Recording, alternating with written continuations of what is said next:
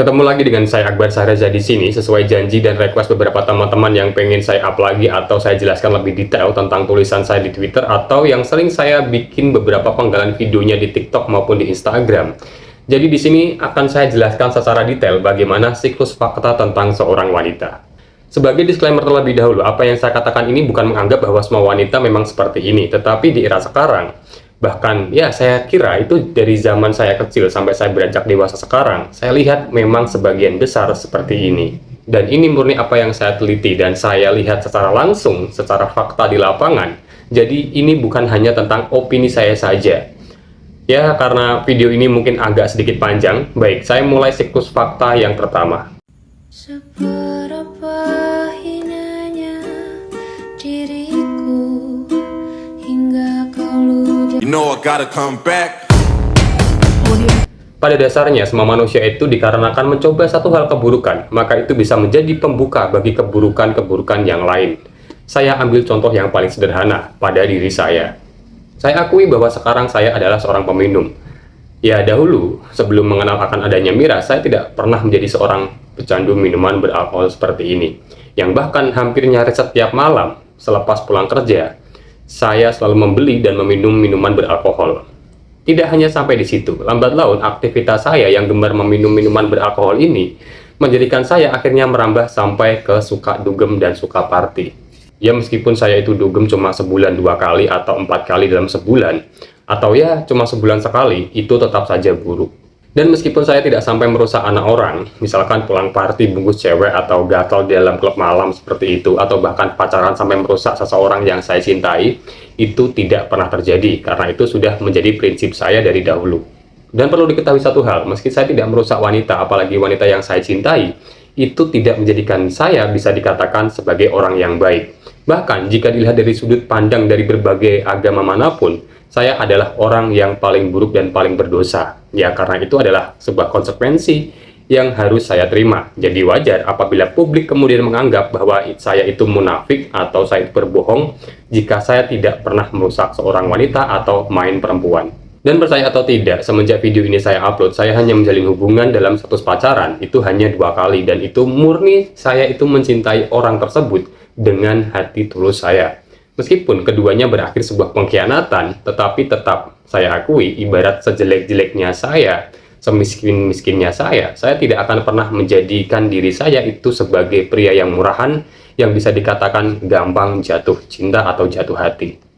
Karena soal kepada siapa kita akan jatuh cinta itu adalah hal yang mustahil kita kontrol, tetapi kepada siapa diri kita ingin memiliki atau dimiliki oleh seseorang yang kita cintai atau yang mencintai kita, itu adalah hal yang 100% bisa kita kontrol. Jadi bagi saya itu bukan takdir. Misalkan ada yang beralasan, saya dengan istri saya atau suami saya dulu itu saling tidak suka atau saling benci seperti di sinetron-sinetron yang akhirnya jadi sepasang suami istri. Berarti logikanya hal itu Anda lakukan dengan sengaja atas kemauan Anda sendiri, bukan?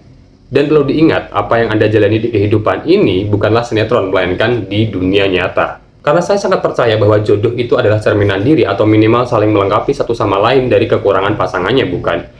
Kalau bukan cerminan diri, apalagi di antara keduanya tidak bisa saling melengkapi, salah satunya hanya akan dijadikan budak saja. Saya ambil contoh yang paling sederhana. Si pria itu kaya raya tetapi goblok dalam urusan hati atau seorang wanita. Lalu si wanita atau yang kedua itu miskin tetapi tidak tahu diri dan suka menuntut. Atau saya ambil contoh yang paling sederhananya. Misalkan satunya itu egois dan suka menuntut, lalu yang kedua atau pasangannya itu sabar dan pengertian, yang jatuhnya bukan sabar dan bukan juga pengertian tetapi goblok. Kita lanjut di pembahasan siklus fakta tentang seorang wanita. Yang pertama,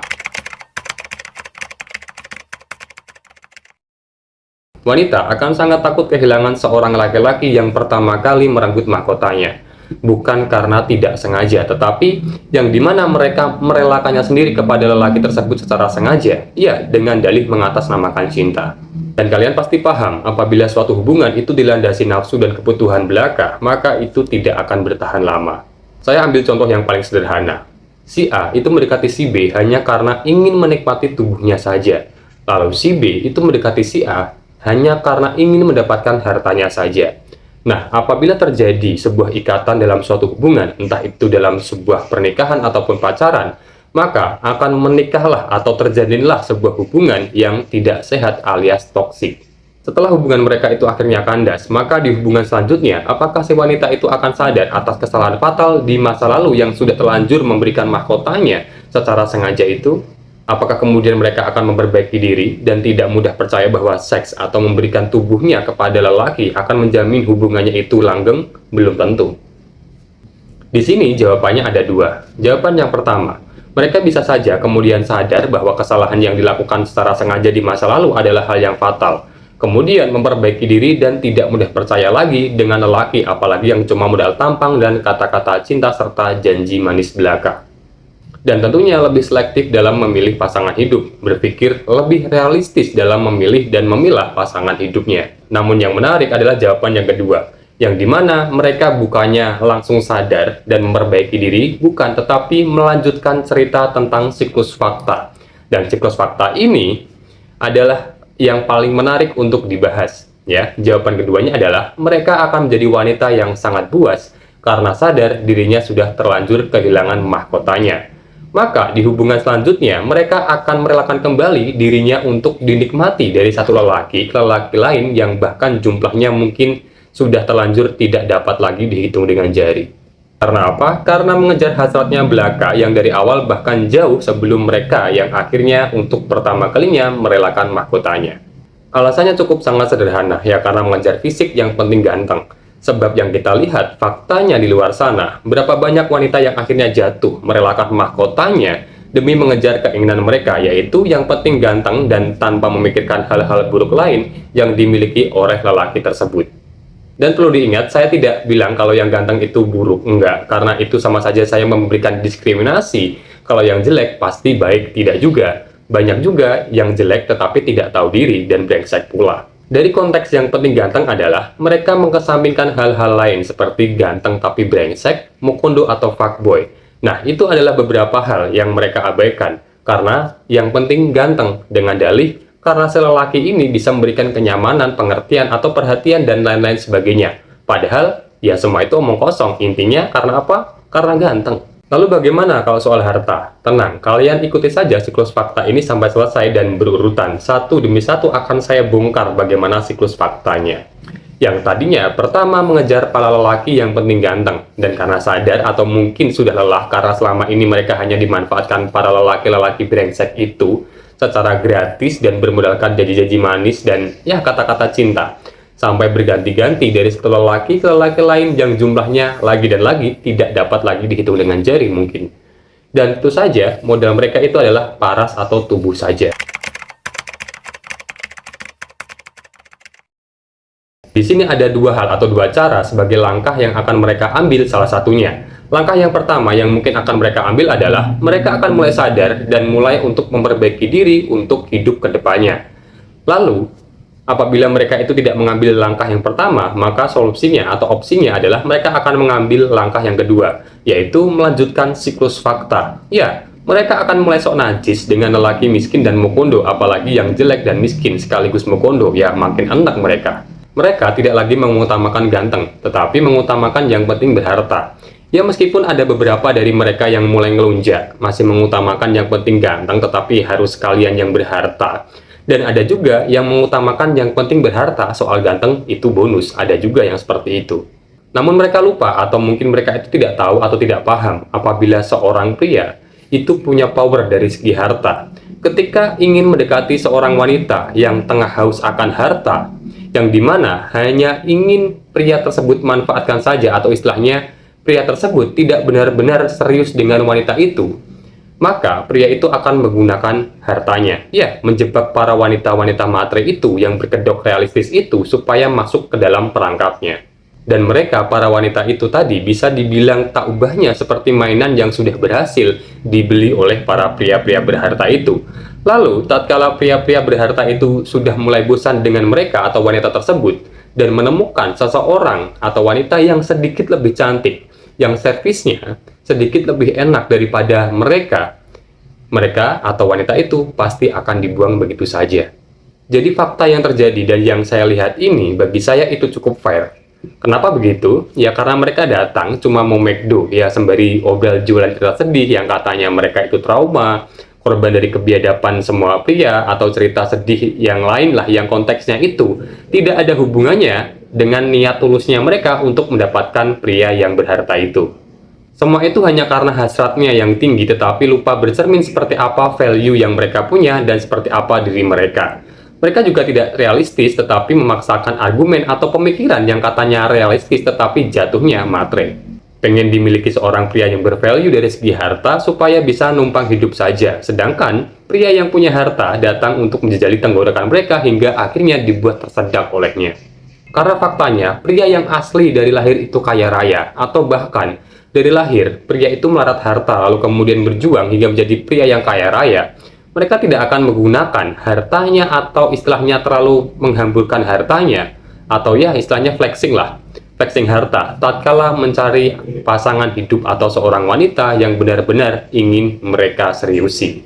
Kalaupun seandainya pria yang kaya raya itu jatuh cinta kepada wanita, pasti juga sama-sama mempunyai value dari segi harta.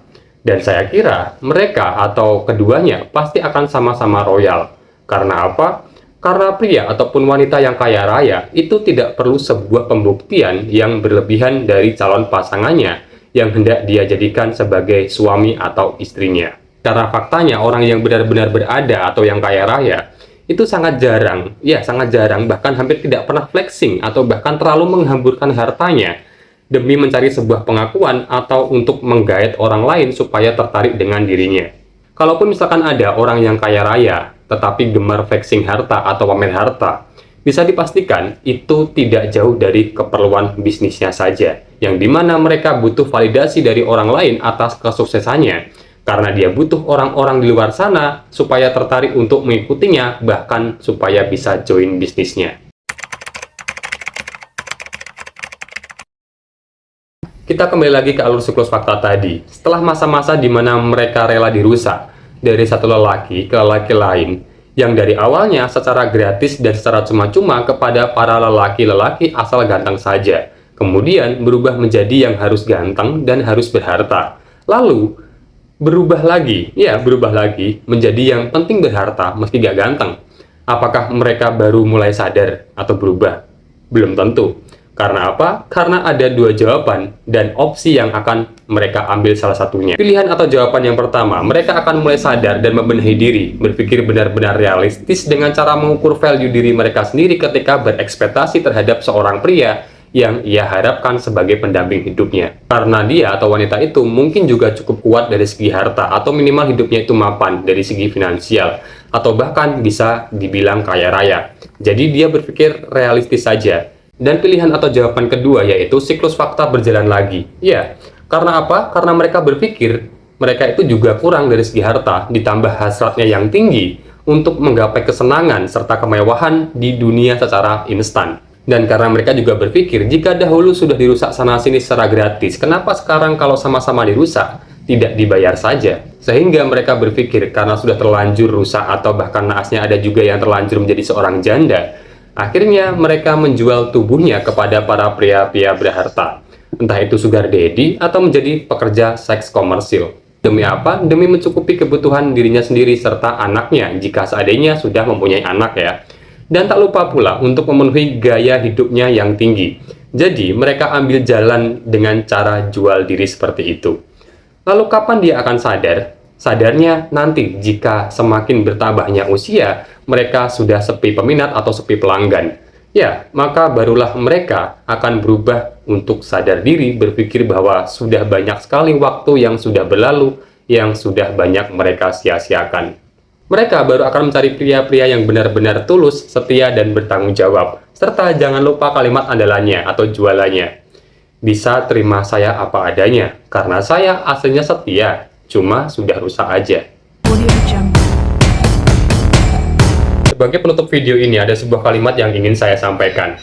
Tidak ada yang lebih memalukan dan menjijikan dari seseorang yang menyandang gelar sebagai seonggok sampah yang diberi nyawa daripada mereka yang telah melakukan kesalahan secara murni dengan sengaja, namun tatkala harus menerima dampak buruk atas apa yang mereka lakukan, langsung bersembunyi di balik kalimat khilaf atau bahkan menyalahkan takdir. Dan sembari mencatat orang-orang yang benar-benar menjadi korban sebagai benteng atau tamengnya untuk berlindung atau bersembunyi tatkala fakta yang menyakitkan harus mereka dengar. Padahal jelas, sesuatu yang bisa diprediksi pasti bisa dikontrol.